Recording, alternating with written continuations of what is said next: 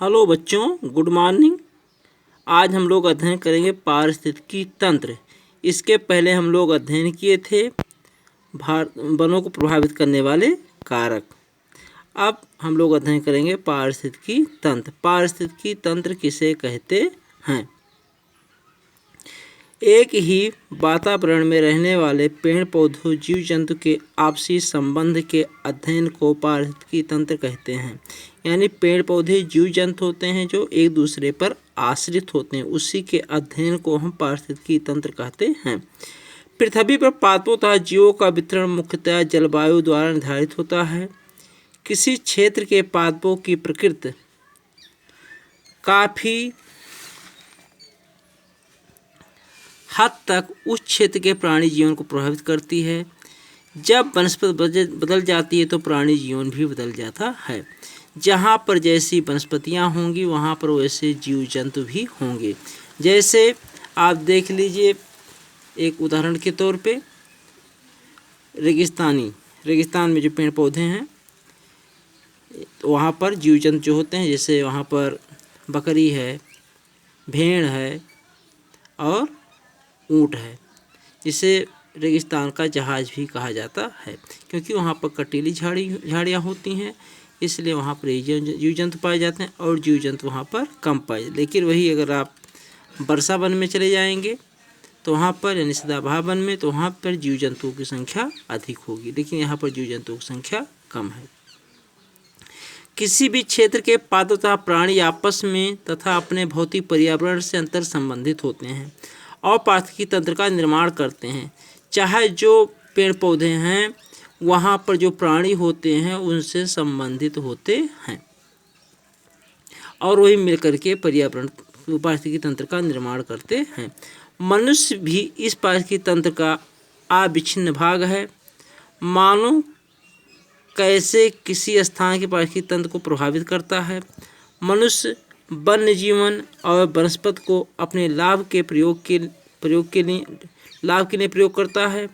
मनुष्य में लालच के कारण इन संसाधनों का अधिकतम प्रयोग करता है। वह वृक्षों को काटकर और जानवरों को मारकर पारिस्थितिकी तंत्र में असंतुलन पैदा करता है। परिणाम स्वरूप कुछ प्रजातियों के विलुप्त होने का भय होता है। ये जो पारिस्थितिकी तंत्र है, मानव भी इसका एक अभिन्न अंग है। अब इसमें देखिए, मानव जो है पारिस्थितिकी तंत्र को बहुत ही नुकसान पहुंचा रहा है। कैसे? पेड़ पौधों जीव जंतुओं को अपनी आवश्यकता की पूर्ति के लिए उसका अंधाधुंध दुरुपयोग कर रहा है, जिससे पारिस्थितिकी तंत्र में असंतुलन पैदा होता जा रहा है। जैसे कृषि कार्य करने के लिए वनों को काट करके कृषि योग्य भूमि बनाया जा रहा है और बड़े बड़े प्रोजेक्ट लगाए जा रहे हैं, या शहरीकरण हो रहा है। जो जंगल हैं उसे काट करके शहर बना दिया जा रहा है, या मान लीजिए हाईवे बनाया जा रहा है, रेलवे लाइन बिछाया जा रहा है, या जल विद्युत परियोजना बनाया जा रहा है, जिससे वनों का विनाश हो रहा है। तो इससे क्या हो रहा है? पारिस्थितिकी तंत्र में असंतुलन पैदा हो रहा है। उदाहरण के लिए, जंगल, पेड़ पौधे जो काटे जा रहे हैं, जंगल कम होते जा रहे हैं, उसमें जीव जंतु जो रहते हैं वो भी विलुप्त होने के कगार पे हैं। कुछ अपने अस्तित्व को बचाने के लिए इधर से उधर भटक रहे हैं। जो हम लोग यहाँ जो कृषि कार्य किया जाता है उस फसलों को नुकसान पहुँचा रहे हैं। जैसे देखिए, नीलगाय हैं, जंगली सूअर हैं, आकर के हम लोग के फसलों को नुकसान पहुंचा रहे हैं। क्या आप जानते हैं कि धरातल पर एक विशिष्ट प्रकार की वनस्पति या प्राणी जीवन वाले विशाल पारिस्थितिकी तंत्र को जीवोम कहते हैं। जीवों की पहचान पादप पर आधारित होता है। धरातल पर एक विशिष्ट प्रकार की वनस्पति या प्राणी जीवन वाले विशाल पारिस्थितिकी तंत्र को जीवोम कहते हैं।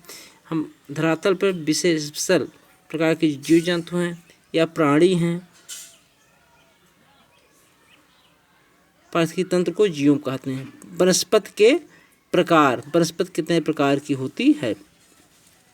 हमारे देश में विभिन्न प्रकार की प्राकृतिक वनस्पतियाँ पाई जाती हैं। यानी हमारे यहाँ भारत में मुख्यतः 5 प्रकार की वनस्पति पाई जाती है। नंबर 1 आपका इसमें आएगा उष्णकटिबंधीय सदाबहार वन, उष्णकटिबंधीय पर्णपाती वन। नंबर 3 है उष्णकटिबंधीय कटीले वन तथा झाड़ियाँ। नंबर 4 पर्वतीय वन। Number 5 mangrove one. तो नंबर 1 है उष्णकटिबंधीय सदाबहार वन, जिसे वर्षा वन भी कहा जाता है। एक डायग्राम के माध्यम से देख लीजिए। इसमें मैप के माध्यम से बताया गया है कि कहाँ कहाँ पर कौन से वन पाए जाते हैं। अब इसमें जो है आपका उष्णकटिबंधीय सदाबहार वन, ये वन पश्चिमी घाटों के अधिक वर्षा वाले क्षेत्रों, लक्षद्वीप, अंडमान निकोबार द्वीप समूहों, असम के ऊपरी भागों तथा तमिलनाडु के तट तक सीमित हैं। ये जो वर्षा वन होते हैं, साधारण सरल शब्दों में जहाँ पर 200 सेंटीमीटर से अधिक वर्षा होता है वहाँ पर उष्णकटिबंधीय या सदाबहार वन पाए जाते हैं। अब ये भारत में कहाँ कहाँ पाए जाते हैं? पश्चिमी घाट, लक्षद्वीप, अंडमान निकोबार द्वीप समूह, असम के ऊपरी भागों तथा तमिलनाडु के तटीय क्षेत्रों तक ही पाए जाते हैं। ये वहीं पर पाए जाते हैं जहाँ पर 200 सेंटीमीटर से अधिक वर्षा होता है। और ये जो ये वन होते हैं, इन वृक्षों की लंबाई जो होती है 60 मीटर या इससे अधिक ऊंचाई तक होती है। चूँकि ये क्षेत्र वर्ष भर गर्म तथा आर्द्र रहते हैं, अतः यहाँ हर प्रकार की वृक्ष, झाड़ियाँ एवं लताएँ उगती हैं और वनों में इनकी विभिन्न ऊंचाइयों से कई स्तर देखने को मिलते हैं। वृक्षों में पतझड़ होने का कोई निश्चित समय नहीं होता, अतः यह वन साल भर हरे भरे लगते हैं। यानी यहाँ पर जो बारिश होता है बहुत अधिक दिनों तक होता है, शुष्क कुछ महीने के लिए होता है, लेकिन सबसे अधिक यहाँ पर बारिश ही होता है।